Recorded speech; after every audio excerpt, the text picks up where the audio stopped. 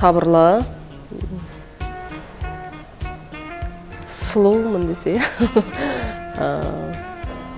әдемі.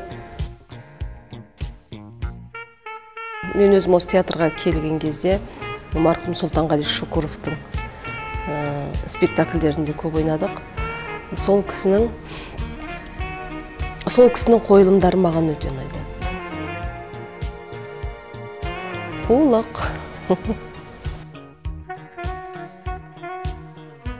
Ақыл тоқтатқан, мүмкін әжені көретін шығармын. Осал тұсым жылауықпын. Бисмилlah. Менің Құдайға шүкір, Алланың берген 2 егіз ұлым бар. Сол менің ең үлкен сыйым. Өнерге келмегенде мүмкін медик болар ма едім.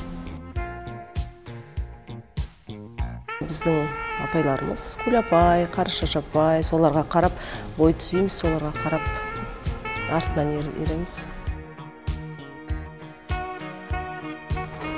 Жаным, менің жарым,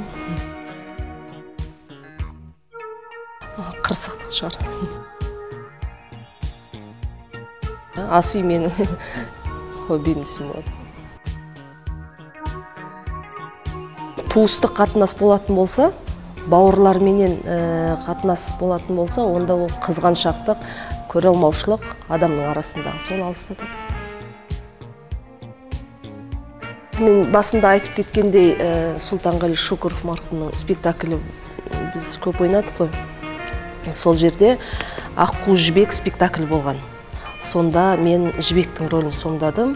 Сонда енді жібектің аққуға айналатын жері бар. Бірақ ол жерден де аққу болады. Қазір енді аққу емес, қуыршақты алып отырмын аққудың орнына. Сондағы аққудың монологы болатын. Жібектің аққуға айналған кезіндегісі. Қандай әсем табиғат.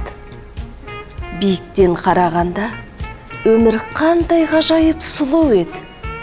Көк майса, жасыл орман, жайқалған гүлдер, тамаша, ғажап.